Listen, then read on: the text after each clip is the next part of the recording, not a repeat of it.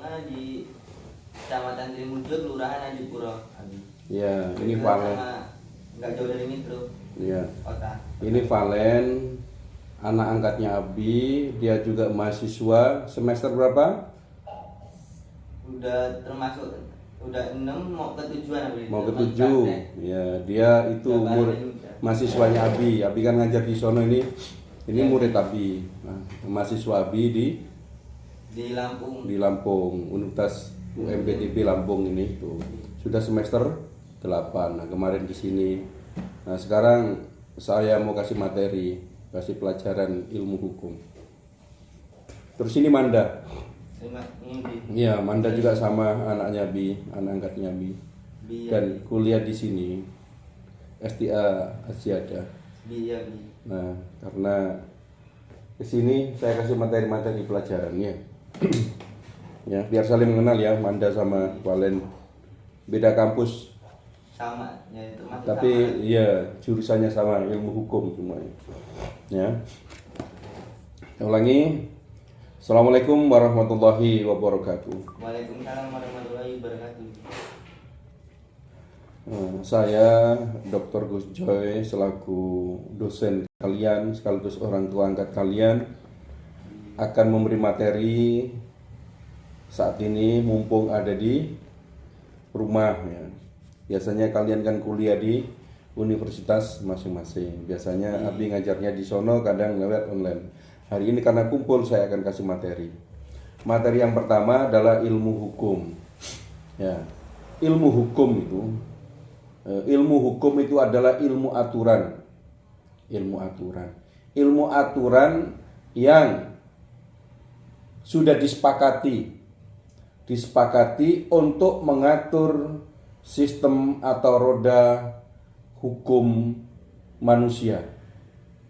Karena membedakan antara manusia dengan hewan adalah hukum salah satunya. Kalau hewan itu tidak punya aturan. Karena apa? Karena mereka tidak punya hukum.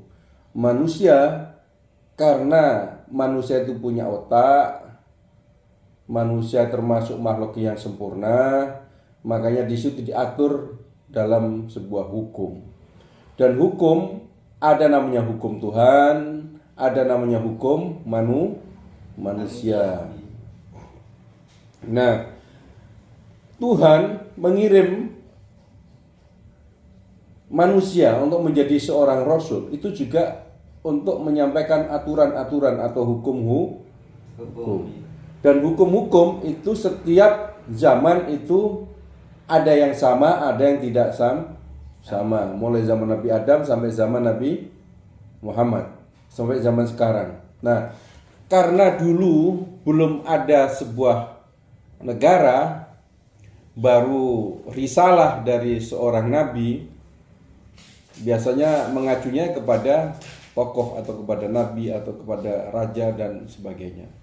Semakin banyak perkembangan zaman semakin meluas, maka di situ ada namanya sebuah negara. Nah, salah satunya di dalam kehidupan bernegara dan berbangsa itu tidak lepas daripada aturan. Aturan itu yang namanya hukum. Dan hukum yang dibuat oleh negara itu disepakati dengan masyarakat atau rakyat.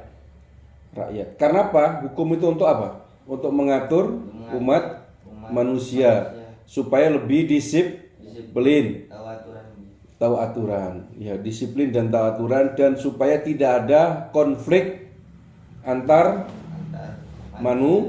manusia. Dan arahnya adalah hukum itu untuk membawa manusia ke keadilan. Terus kesejahteraan ya.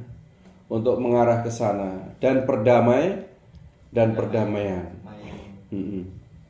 Nah, karena kita hidup di sebuah negara Indonesia, maka saya akan menyampaikan hukum-hukum tentang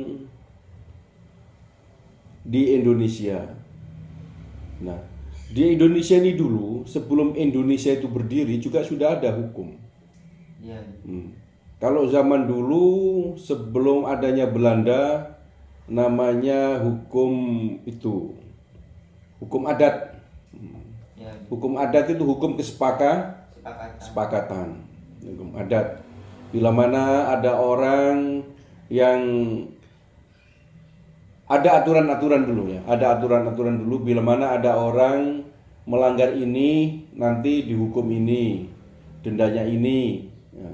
Ada yang dibunuh, ada yang didenda uang, ada yang dipenjara. Kalau zaman dulu kan sama juga namanya di Indonesia dulu hukum adat, karena setiap daerah-daerah itu punya adat-adat dan hukum-hukum yang berbeda.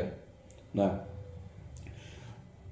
setelah adanya hukum adat dan Indonesia mulai adanya negara-negara, kerajaan-kerajaan, akhirnya di hukum-hukum adat tadi disatukan oleh sebuah kerajaan. Kerajaan itu sebuah negara. Cuman kalau dulu di Indonesia negaranya kecil karena kerajaan-kerajaan kecil-kecil kan banyak. Jadi punya aturan-aturan yang itu. Setelah Indonesia dijajah ya, kerajaan-kerajaan Indonesia dijajah, kerajaan Nusantara dijajah. Akhirnya Belanda yang menguasai Indonesia. Dan Indonesia akhirnya Belanda juga membuat aturan-aturan. Ada yang aturannya itu hukumnya itu yang sama, ada yang tidak sama, melihat daerah masing-masing.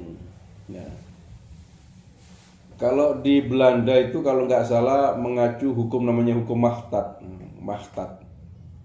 Ya, jadi Eropa kontinental.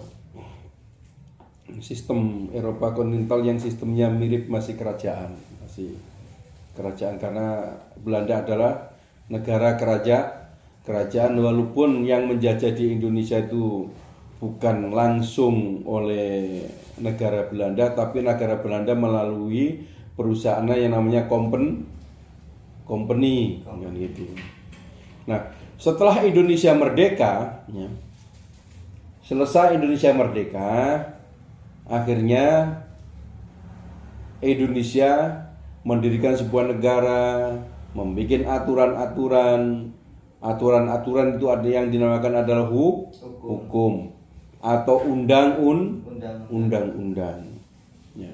Undang-undang itu banyak, namanya undang-undang dasar, ada yang namanya undang-undang, ada namanya kompilasi hukum Islam, ada yang namanya peraturan pemerintah. Itu semuanya adalah undang-undang atau aturan-aturan atau hukum semuanya.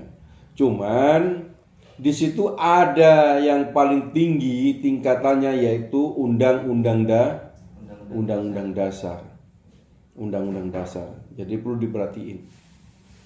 Jadi kenapa kita bicara hukum? Hukum itu untuk mengatur manusia supaya lebih baik. Cara berbicara, cara mengimplementasikan diri, cara berakhlak, cara berbicara, cara berakhlak, cara bekerja. Cara apapun di dunia itu harus ada aturannya, hukumnya. Kalau tidak punya aturan dan tidak ada hukumnya, itu namanya manusia yang masih seperti zaman-zaman batu, setara dengan hewan. Setara dengan hewan. Orang kalian disekolahkan untuk di fakultas hukum, itu untuk mengetahui hukum, untuk mengatur dirimu sendiri. Sebelum kamu mengatur orang lain, mengatur dirimu sendiri. Bisa nggak mengatur dirimu sendiri sesuai dengan hukum-hukum yang berlaku, yang dipelajari?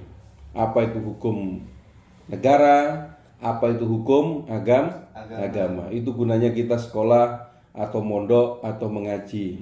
Itu orang tua arahnya ke sana, dan guru-gurumu juga arahnya ke sana.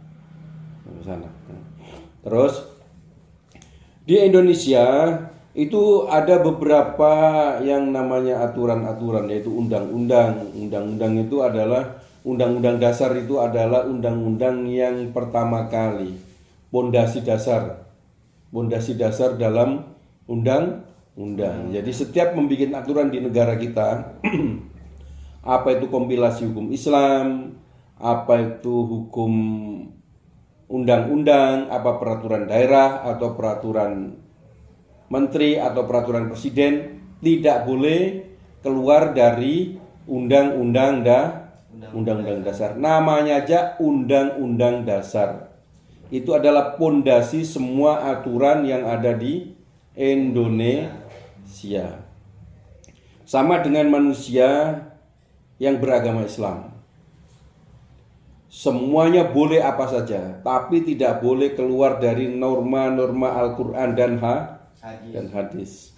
Nanti kalau keluar dari norma-norma Al-Quran dan hadis, insya Allah akan masuk neraka.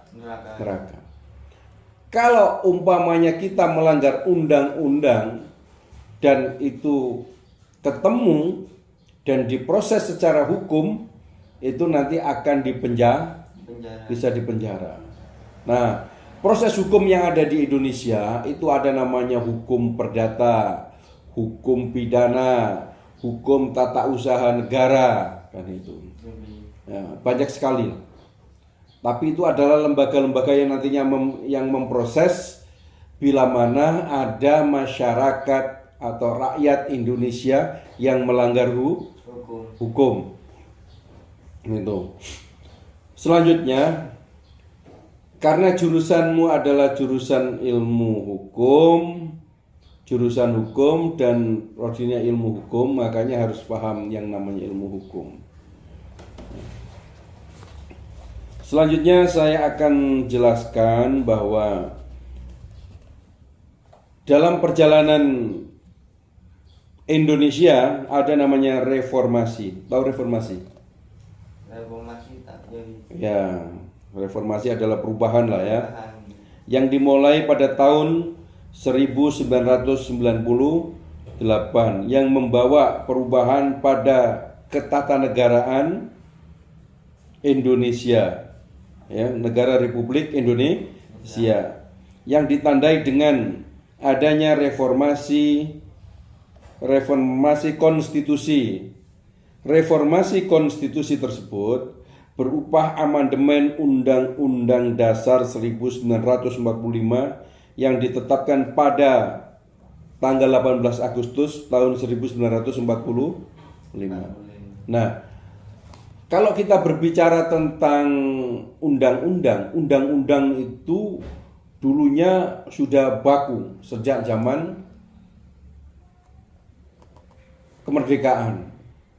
Tapi mengubahnya itu tidak gampang. Mengubah itu ada aturan-aturannya yang namanya amandemen.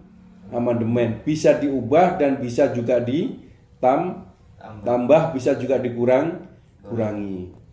Nah, dalam perubahan kondisi situasi yang ada di Indonesia, sempat adanya amandemen atau perubahan. Pas kebetulan waktu itu setelah reformasi tahun 99 ya, 99 itu adanya amandemen Undang-Undang Dasar 45 yang ditetapkan pada 18 Agustus 1945 yang dilaksanakan secara berturut-turut 4 kali amandemen. Pertama disahkan pada tanggal 19 Oktober tahun 1999. Ya. Amandemen kedua pada tanggal 18 Agustus tahun 2000. Harus paham nantinya. Amandemen ketiga pada 10 November tahun 2001 dan amandemen keempat pada tahun 10 Agustus 2002. Amandemen tersebut membawa perubahan terhadap pasal-pasal yang terdapat pada Undang-Undang Dasar tahun 1945, termasuk pasal-pasal yang mengatur tentang pemerintah daerah. Ya, pada amandemen kedua lahir pasal 18 yang terdapat dalam bab 6 tentang pemerintahan daerah Undang-Undang Dasar Negara Republik Indonesia tahun 1945 yang berbunyi itu bisa dicari, ada di Google juga ada. Negara Kesatuan Republik Indonesia dibagi atas daerah-daerah provinsi, dan daerah provinsi dibagi atas kabupaten dan kota, dan setiap pemerintah daerah yang diatur dengan undang-undang. Jadi di negara kita itu ada kota, ada kabupaten. Kalau kota dan kabupaten itu setara dengan kabupaten, cuma namanya aja kota. Juga membawai kecamatan-kecamatan, ya, kecamatan dan desa-desa. Kalau kota biasanya namanya kelurahan, dan di bawah naungan provinsi, semuanya kabupaten dan kota. Provinsi di bawah naungan ibu kota negara atau bawah naungan presiden. 2. Pemerintah daerah provinsi, daerah kabupaten dan kota diatur dan mengurusi sendiri urusan pemerintahan menurut azas otonomi dan tugas pembantuannya. Artinya begini, semua daerah itu dulu diatur oleh pusat, sentralisasi. Jadi segala sesuatu itu sudah dari pusat, ini dari pusat, itu dari pusat. Sekarang enggak. Sekarang sistem berubah. Jadi semuanya otonomi. Otonomi itu adalah kewenangan yang diberikan oleh pemerintah pusat kepada pemerintah daerah untuk mengelola sumber daya alam, sumber daya manusia, dan lain-lain. Tapi ada beberapa yang masih di bawah naungan pemerintah pusat, diantaranya TNI, Polri, itu masih kalau untuk pegawai-pegawai. Tapi ada juga yang beberapa sudah di bawah naungan daerah masing-masing. Nah, itu otonomi itu enaknya di situ. Jadi cuman kadang-kadang kasihan kalau daerahnya itu miskin. Kalau daerahnya miskin, biasanya itu kan ada bantuan dari pusat untuk mengangkat daerah itu agar menjadi baik. Selanjutnya, pemerintah daerah provinsi, daerah kabupaten, dan kota memiliki Dewan Perwakilan Daerah yang anggotanya dipilih melalui pemilihan umum. Nah, ini kan pendekatan pemilihan umum nih. Ini memilih DPR untuk menjadi partner kerja pemerintah. Kalau DPR RI itu menjadi partner kerja presiden. Kalau DPRD provinsi ibu kota menjadi partner kerja siapa? Gubernur. Kalau DPR kota atau DPR kabupaten partner kerja bupati. Ini sebenarnya pemilihan. Nah, dalam proses adanya pemilihan umum itu nantinya akan melibatkan masyarakat untuk mencoblos. DPR itu adalah partner pemerintah untuk membawa pemerintah yang lebih baik.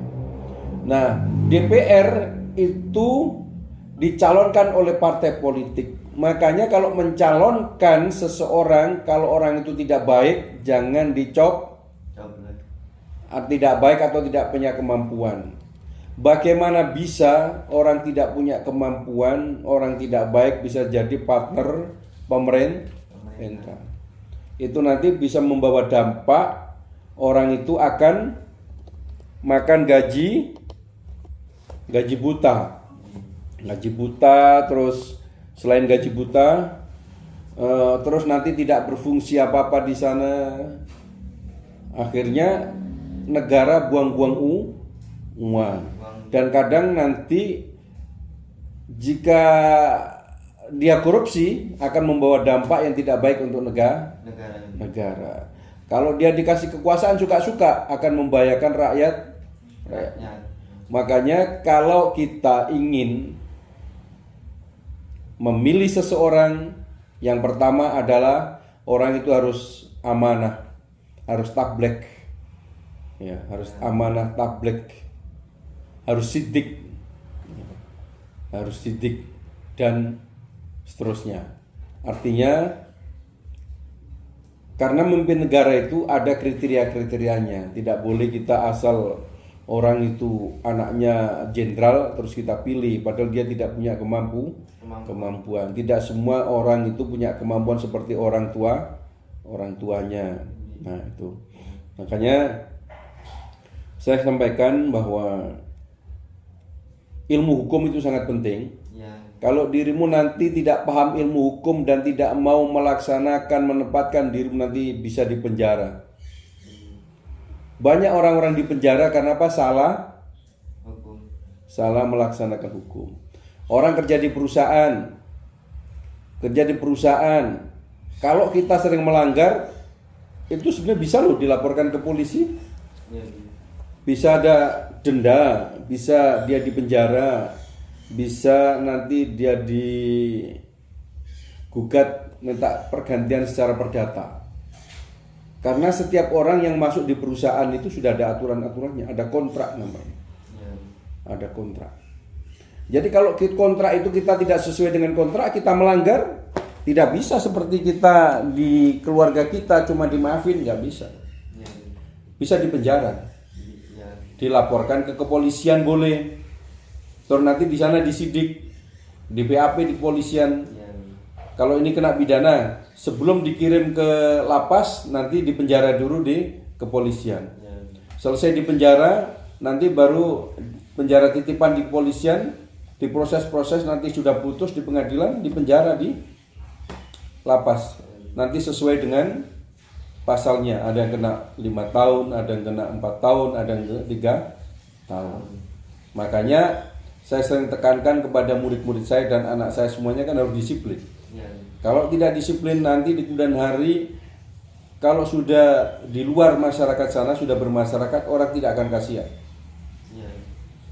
Umpamanya Palen nanti kerja di perusahaan tiba-tiba tidak amanah, ketangkep, ketahuan, kena CCTV, sudah salah berkali-kali, dan itu membahayakan perusahaan, sampai boleh dilaporkan ke polisian.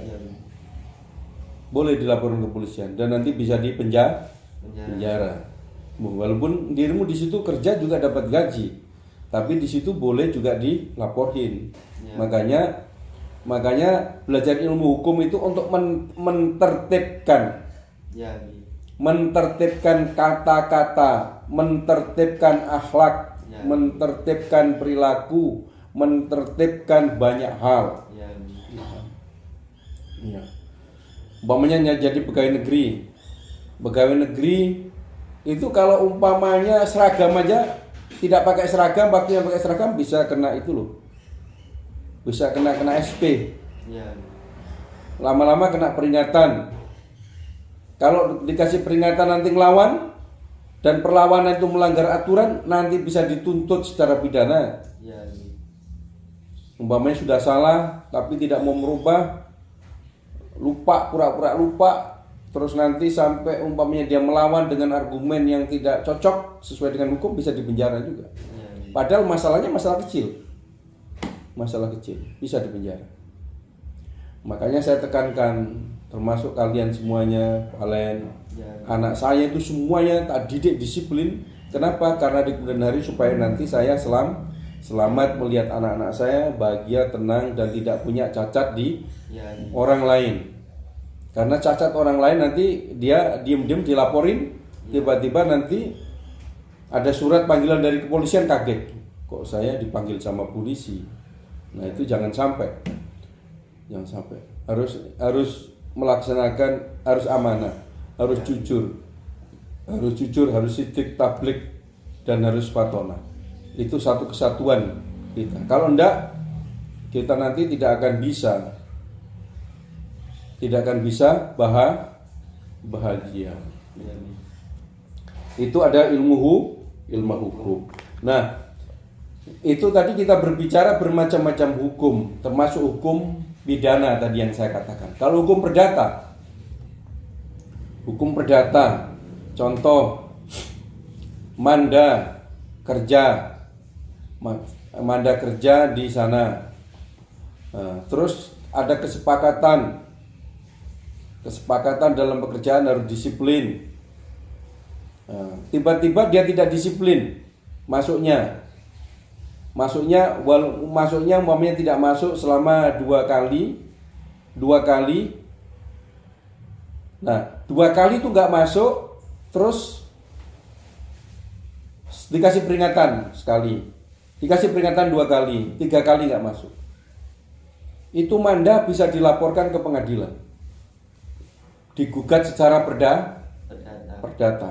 Walaupun manda gajinya cuma 500.000, manda bisa digugat 1 miliar bisa oleh perusahaan. Karena apa?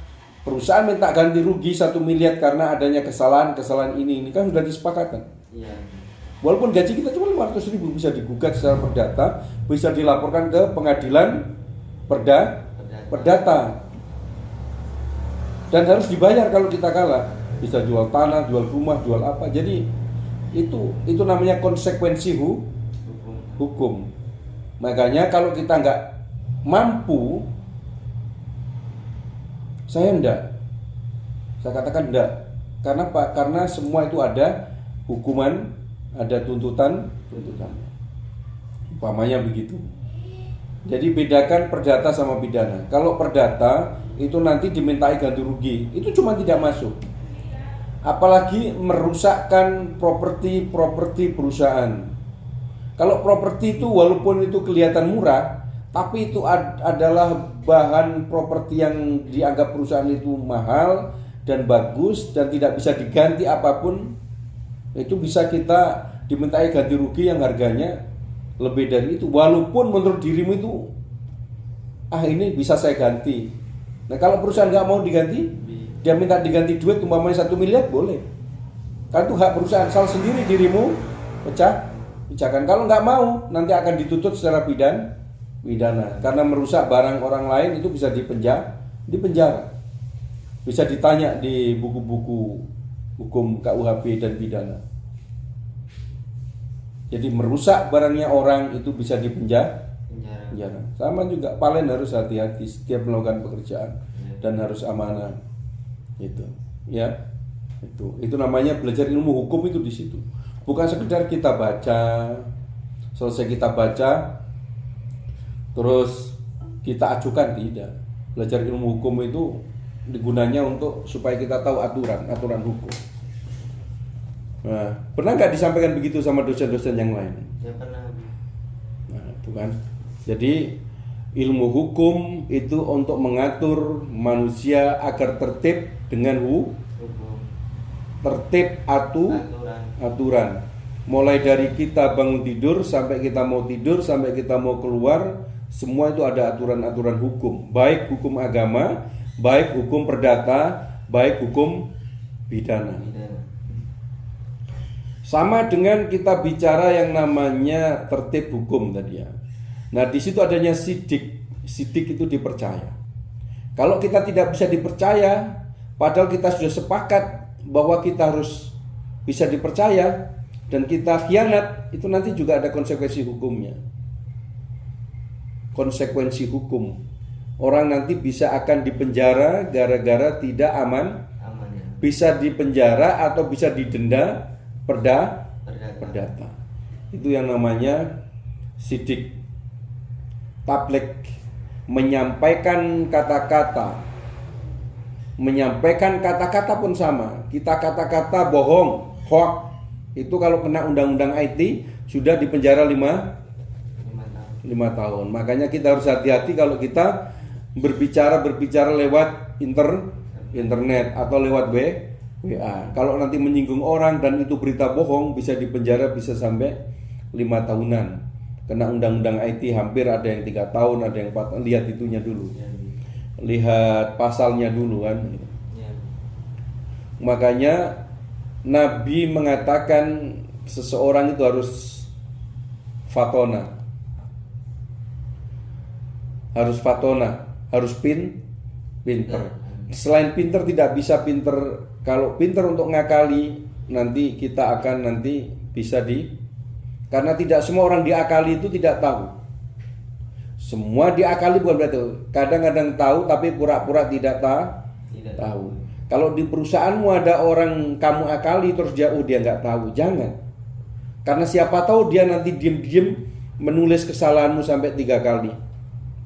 Kalau sudah laporkan polisi, karena ada beberapa kasus itu kan begitu, sambil mencari bukti-bukti.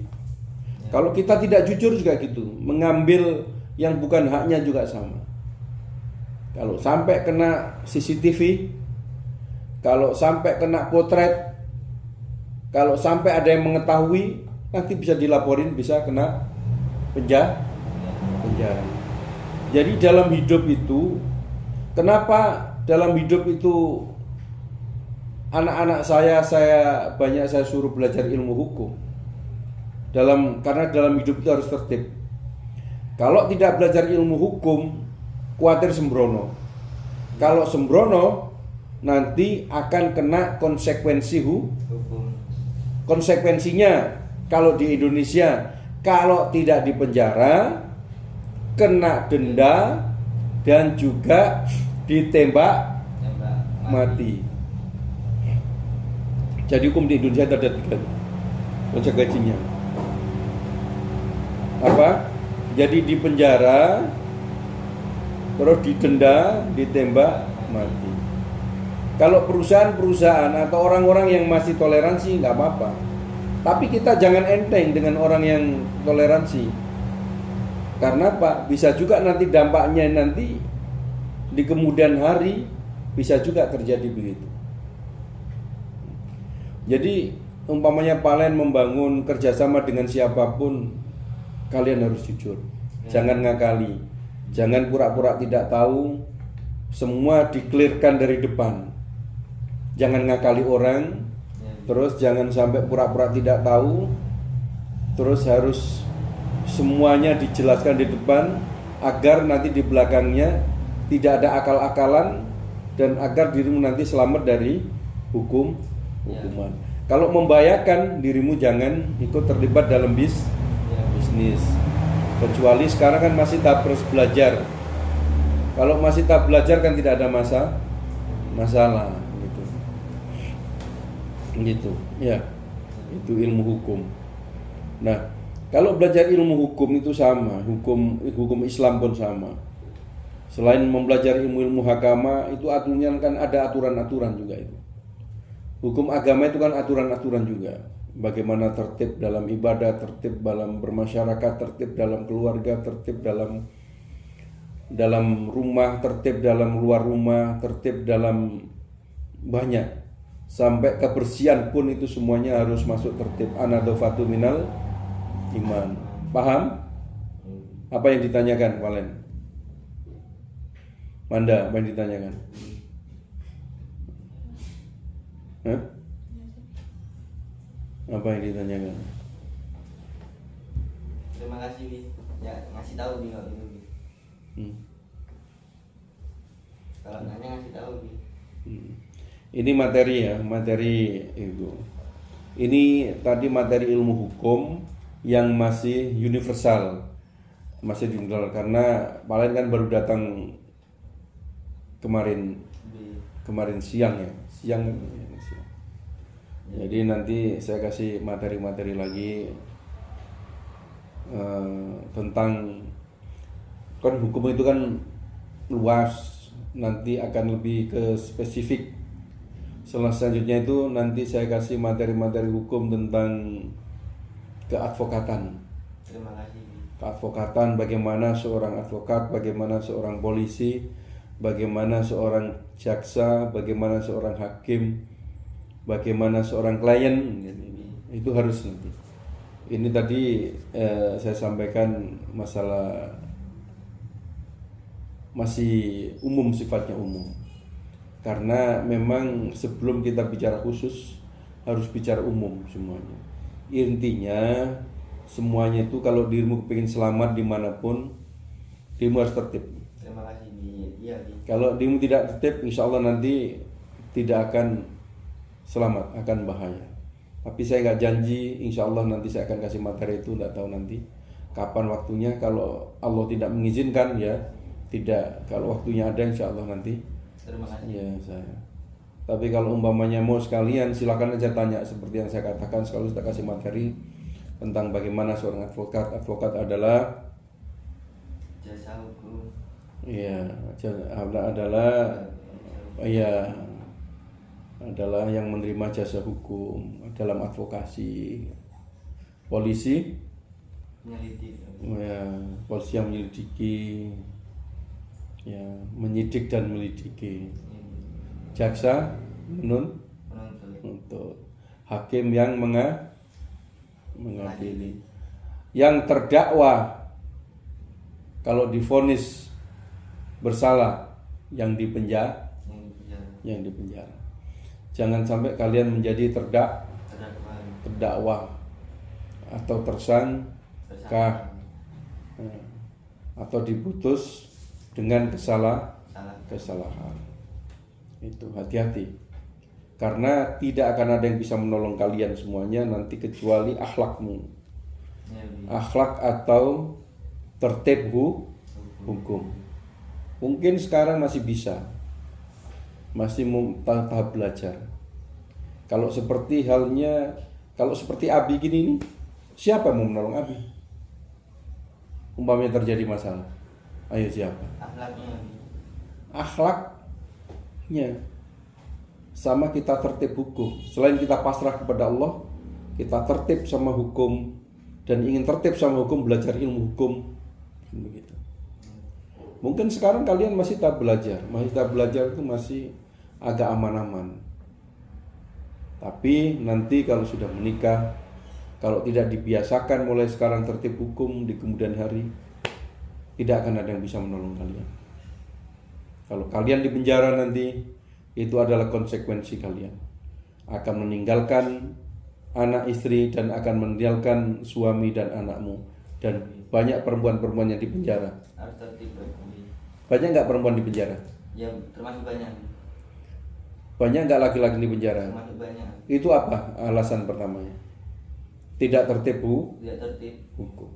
Karena di rumah tidak pernah dididik ilmu hukum. Di sekolah tidak tahu tentang ilmu hukum. Akhirnya banyak yang meleset dari kata-kata, dari sikap, dari etika, dari komitmen, dari apa itu banyak. Akhirnya nanti akan masuk penjara. Dan kita nanti di perusahaan tidak akan bisa dapat pekerjaan yang bagus selama kita tidak tertib hukum. Dan kedua kalinya, kalau di perusahaan nanti tidak tertib hukum, kita bisa dipenjara dan bisa dituntut minta ganti rugi besar oleh perusahaan. Yang keempat, di perusahaan kalau sudah membuat kesalahan, image pertama, ya, kesan pertama itu sudah tidak bagus. Kesan pertama sudah tidak bagus, di kemudian hari perusahaannya selalu berpikirnya tidak baik, negatif. Makanya Valen kalau kerja di mana-mana, bikin kesan pertama dirimu harus baik. Kerjanya harus benar. Dirimu di sana kan sambil kerja ya. Harus jujur, harus benar. Benerannya disiplin. Jangan mengambil hak-hak orang. Cukup gaji, kalau dikasih diterima. Dan dirimu harus ringan tangan, ringan kaki. Ngerti ringan tangan, ringan kaki? Sebelum disuruh, kalau itu memang pekerjaanmu harus kamu lakukan. Syukur-syukur kamu bisa membantu yang bukan pekerjaanmu. Selama tidak pasti dirimu disenangi orang. Di kemudian hari dirimu akan dibantu dengan orang. Kalau dirimu nanti malas dalam perusahaan juga sama, tidak akan dibantu orang. Kalau dirimu itu kan, karena yang menilai itu orang. Benar. Ya, kalau umpamanya gini, Valen walaupun merasa rajin, tapi yang menilai kan temanmu. oh kayaknya anak ini begini. Akhirnya besok pun sama, orang itu tidak usah ngomong. Oh sudah biarin aja lah, nanti juga akan begitu. Berarti kalau terjadi apa-apa juga akan dibiarkan. Karena dirimu juga membiarkan temenmu. Kalau dirimu cuek sama orang, orang pun nanti lama-lama akan cuek. Benar. Iya benar. Ya. Kerja di manaan dulu? Di proyek, iya termasuk. Di proyek. Ya termasuk di proyek itu lagi. Iya, makanya coba dirimu umpamanya di proyek tidak mau membantu temennya, kira-kira dirimu kalau ada apa-apa dibantu nggak? Belum tentu dibantu lagi. Iya. Jadi kita membantu orang itu walaupun nanti orang tidak membantu kita, anggap aja itu ibadah nanti urusan sama Allah. Daripada dirimu nganggur tidak dapat pahala. Benar lagi. Terus di dalam perusahaan juga kalau ada temenmu kesulitan, dirimu harus cepat bantu. Nanti dirimu juga sama. Setiap dirimu ada kesulitan, orang pun tidak akan bertanya, akan dirimu akan dibantu. Kalau kita hitung-hitungan, orang lain pun akan hitungan. Faham? Dan harus jangan sampai korupsi waktu. Korupsi uang dan korupsi waktu. Karena korupsi waktu itu juga tidak boleh. Walaupun dimaafin sama bosmu, nggak apa-apa. Iya nggak apa-apa. Tapi secara agama itu haram nggak? Gaji yang kamu terima? Haram. Yang kedua, bosnya diem aja ya. Tapi ianya itu kira-kira nggak dongkol nggak? Kenapa? Mendingan kita lebih awal sedikit dibandingkan kita korupsi. Uang pertama kita nanti bisa bikin haram gaji kita. Kedua, nanti kita bikin sakit hati perusahaan. Ya. Jadi anggap aja kelebihan yang kita kasihkan orang itu adalah apa? Sodako. Ada yang ditanya Manda sama Walid? Kalau nanya ngasih tahu. Terima kasih. Jadi saya seneng Valen juga, Manda juga. Valen terutama senengnya. Terima kasih. Valen jauh dari Lampung datang ke sini hanya ingin datang kepada abinya sama uminya. Terima kasih. Terus dirimu seorang anak yang jujur. Terima kasih. Anak yang disiplin, semangatnya bagus. Terima kasih. Saya kepingin dirimu nanti mempersiapkan. Semoga dirimu sampai menyelesaikan selesainya kan ini. Kalau udah selesai ini ya harus diselesaikan S2-mu. Terima kasih. Selesai S2-mu nanti kan tidak usah magang, di mana-mana sudah masuk di ABI. Terima kasih. Nanti kalau Allah izinkan dirimu sudah lulus S2, nanti ngajar. Terima kasih. Selesai ngajar sambil dirimu jadi pengacara. Terima kasih. Ya, jadi pengacara. Kalau nanti jadi pengacara umpamanya kepingin jadi notaris atau jadi hakim, nanti dirimu nanti cuti sementara jadi pengacara. Cuti sementara sambil jadi hakim atau jadi notaris. Itu arahnya ke sana. Nah, karena yang kelihatan semangatnya bagus, saya sudah lihat di antara teman-temanmu yang semangatnya bagus, yang disiplin, yang jujur, yang amanah, yang ringan tangan, ringan kaki, semuanya Valen. Terima kasih. Ini salah satu bukti bahwa dari Lampung jauhnya minta ampun. Lampung itu sampai lebih jauh Lampung dibandingkan sini Semarang, lebih jauh lagi. Itu semuanya bagus dan anaknya jujur. Terima kasih. Iya, sangat luar biasa. Makanya ya harus jadi. Terima kasih. Saya pasti bimbing kalau yang benar. Kalau umpamanya nggak benar ya saya nggak ikut campur karena daripada nanti saya kena masalah. Ya. Makanya saya bangga dengan Valen. Insya Allah Valen sudah banyak, lumayan tabungannya. Terima kasih. Valen nabung tempat tabung. Tahu lagi nanti kalau ini ada kalau udah stabil ngasih tahu lagi. Iya. Tanya lagi mau praktek berapa hari lagi udah. Jadi Valen ini sudah nabung untuk persiapan untuk jadi pengacara, nabung untuk persiapan kuliah S2. Ini nggak ada yang biayai sendiri tuh Valen. Terima kasih Bi. Ya, Valen ini bisa juga loh Bi. Bisa juga ini Bi. Sendiri bisa juga. Iya, Valen ini sendiri dah. Valen ini sendiri tidak dibantu orang tua, tapi bisa kuliah, bisa kerja, bisa membiayai punya sendiri semuanya. Terima kasih Abi. Abi bangga. Jadi Valen hari ini ya, hari ini diajak ke pondok, nengok adiknya di sana. Terima kasih Abi. Nah, nengok adiknya Gus Jibril mondok di sana. Tolong ditengok. Terima kasih Abi. Nah, tadi malam tak bawa kemana? Ke tempat anak-anaknya Abi yang di mana? Terima kasih Abi. Yang termasuk di Cipinang juga. Cipinang BKT ya, Cipinang di sana. Banyak, Manda kan belum tahu di sana ya. Itu kita bawa ke sana semuanya bagus-bagus, disiplin semuanya, pintar-pintar semuanya. Sudah ada yang bekerja, walaupun ada yang kerja padanya, yang belum sekolah kemarin modal, saya kepingin sekolahkan lagi. Tapi kan harus benar gitu, harus disiplin. Kalau nggak disiplin, buang-buang duit, buang-buang. Jadi Abi ya. Disiplin artinya apa? Tertib apa? Tertib sama yang aturan. Ya, hukum. Ada namanya hukum keluarga, hanya hukum masyarakat, ada namanya hukum negara, ya, atau namanya hukum adat. Adanya hukum dunia. Hukum dunia itu hukum gabungan dari negara-negara PBB. Ada namanya hukum Allah. Itu semuanya. Makanya kalian harus laksanakan semua apa yang disampaikan Abi, karena Abi ngasih materi tidak mungkin setiap hari, karena Abi juga disibukkan oleh banyak hal. Intinya pas ada waktu kayak gini nih saya kasih materi hukum. Selain hukum tak kombinasi dengan tentang pemerintahan. Bisa juga nanti ada hubungannya dengan hukum tata negara, hukum perdata, hukum pidana. Tadi kan saya campur-campur. Terus nanti ada hubungan pengantar ilmu advokat dan sebagainya. Mungkin demikian. Kalau mungkin masih ada ditanyakan. Terima kasih Abi. Kalau ada yang ditanyakan kasih tahu Abi.